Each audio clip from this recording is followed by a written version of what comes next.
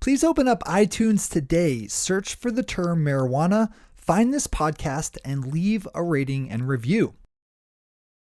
This episode of Marijuana Today Daily is sponsored by Dipstick Vapes, makers of the Dipper Vaporizer, which you can use as a traditional pack-and-go vape pen or with the quick switch out for vapor tip atomizer used to vaporize concentrates directly as though it were some kind of magic vape straw. You can say goodbye to butane and blowtorches when you have a dipper in hand. Use the discount code MJ today when you buy the already affordable dipper over at dipstickvapes.com to save 15% and to generate a donation in that same amount to our friends over at Students for Sensible Drug Policy. That's discount code MJ today over at dipstickvapes.com. Good morning, Marijuana Nation. It's Monday, June 12th, 2017, and you're tuned in to episode 266 of Marijuana Today Daily. I'm your host, Shay Gunther, and I'll be walking you through today's marijuana news and headlines. As always, we have a full and busy day of cannabis news in our hands, so let's jump right into it. Our top story of the day is the news out of Maryland that the state's Medical Cannabis Commission is free to continue issuing marijuana business licenses after the Marijuana Court of Appeals denied a motion on Friday to continue the temporary restraining order imposed at the beginning of the month following a lawsuit by Alternative Medicine Maryland, a thwarted would-be business licensee. The court also set a date of July 27th to hear arguments from licensed winners, arguing that they have the right to legally intervene in that lawsuit. So far, just one company, Forward Grow, has secured their final cultivation permit and currently has plants in the ground. A new study out of California suggests that the state's legal marijuana market could be worth billions of dollars, but that initially around a third of all consumers could end up opting to keep buying their cannabis from illicit market sources. The study was conducted by the University of California Agriculture Issues Center and estimated that after the state fully implements legal adult use marijuana, just under 30% of consumed cannabis will come from non-licensed dealers, 9% from the medical market, and the remaining coming from legal adult use sales. Lori Ajax, director of the California Bureau of Marijuana Control, told the Los Angeles Times, quote, "It's going to take some time. While it's unlikely that everyone will come into the regulated market on day one, we plan to continue working with stakeholders as we move forward to increase participation over time." Unquote. Our final top story of the day is a well-written, long-form profile piece of my friend Chris Crane, longtime activist and former executive director of Students for Sensible Drug Policy, as well as one of the sharpest industry entrepreneurs around, leading up the team at Forefront Ventures. Chris is one of our three hosts of Marijuana Today, the weekly podcast we produce, and is all around just a nice guy. Boston Magazine spent some time with Chris digging into what makes him tick and put together a good story well worth the time to read. If you're into marijuana business and marijuana politics, you don't want to miss this story. Also, if you're not into those things, why are you listening to the show? I know it's not for my jokes. As always, we have all the news we cover linked to on our website at mjtodaydaily.com and on our Twitter account at mjtodaydaily. Those are our top stories for today. It's time for Marijuana Today Daily Headlines Blitz. Before we blitz out on headlines, let's quickly thank our sponsor, Dipstick Vapes, makers of the innovative Dipper Vaporizer.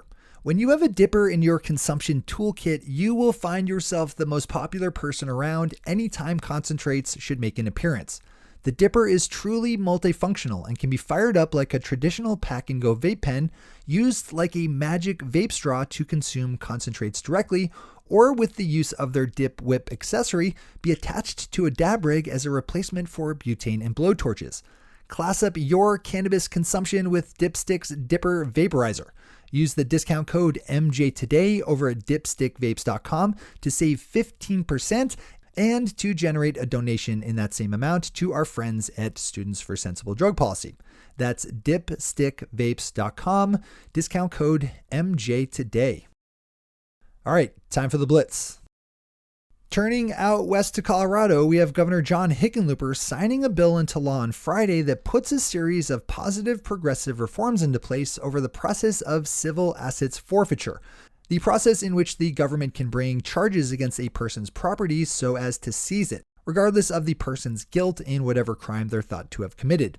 This can include money and cars and homes and just about anything else a person has. If the government wants it, they can take it and they don't have to do a thing about proving guilt. The new measure signed into law on Friday by Governor Hickenlooper requires police agencies to submit reports on their seizure activity twice a year to the state for review and blocks local police from receiving the proceeds of any federal civil asset seizure where the cash or items taken are worth less than $50,000. This will force more seizures to be routed through the state's process, which is more stringent than the federal government's. This is a good story to click over for the full read. Colorado-based marijuana accessories company Stash Logic was recently on the receiving end of a bit of federal harassment after agents from the Department of Homeland Security seized the company's merchandise as it was being imported from China.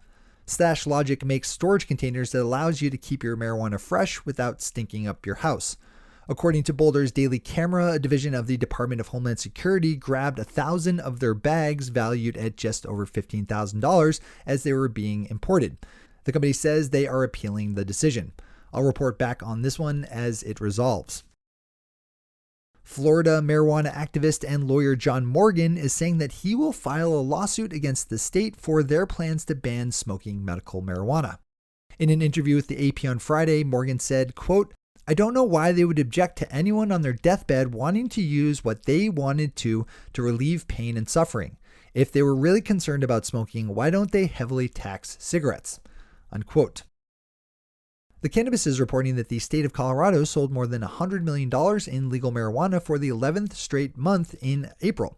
The estimated total of just over $125 million for both medical and adult use is a healthy figure, though just shy of the record to date of March's $131.7 million haul. The Cannabist has a good quote from our friend Andrew Livingston, one of our regulars on Marijuana Today and one of the top number crunchers at Vicente Cedarburg, who said following the release of March's numbers, quote, "The year-over-year rates of growth have continued at a steady pace, which to me indicates that we have not yet reached the point at which we're starting to cap out the market." Unquote. BuzzFeed News has a good story up about the dilemma faced by medical marijuana users, both current and prospective, who happen to be police officers, firefighters, EMTs, and truck drivers, aka positions where a failed drug test means being fired. As BuzzFeed puts it in their subtitle for this one, quote, "These employees face a tough choice, live with pain, or lose their jobs," unquote. Click over to this one for the full dive in. On Friday, the commissioner of Connecticut's Department of Consumer Protection agreed to the recommendation that 3 new conditions be added to the state's medical marijuana qualifying conditions list. Commissioner Michelle Siegel said she agreed with the recommendation to add hydrocephalus with intractable migraines, and trigeminal neuralgia, a chronic pain condition. The process requires one more public hearing on the matter before being reviewed by the state's Attorney General's office, and then finally a hearing by a legislative committee who will finalize the addition. Our final story of the day is the Cannabist-themed takeover of the hotel where NBA basketball team the Golden State Warriors practice. This week, the National Cannabis Business Association is having their big annual summer conference in Oakland and is holding it in the same hotel where the Warriors practice. This is leading to all sorts of NBA marijuana crossover mentions on social media sites. I actually saw a photo of LeBron James walking through the conference hotel pop up on Facebook this morning, and Sports Illustrated's Lee Jenkins posted a photo of NCIA's branding yesterday on Twitter. On that note, hello to all my friends out in California. Those are the headlines and news for today.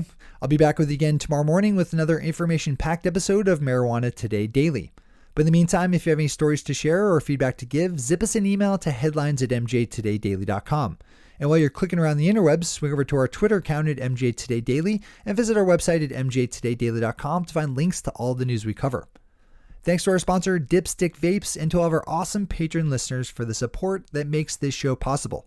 To join the illustrious ranks of the patron listeners yourself, swing over to our website at mjtodaydaily.com and click on that big blue button at the top of the page that says Become a Patron.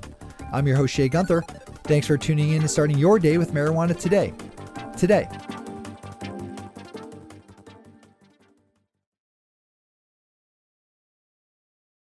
One take, Shay. One take.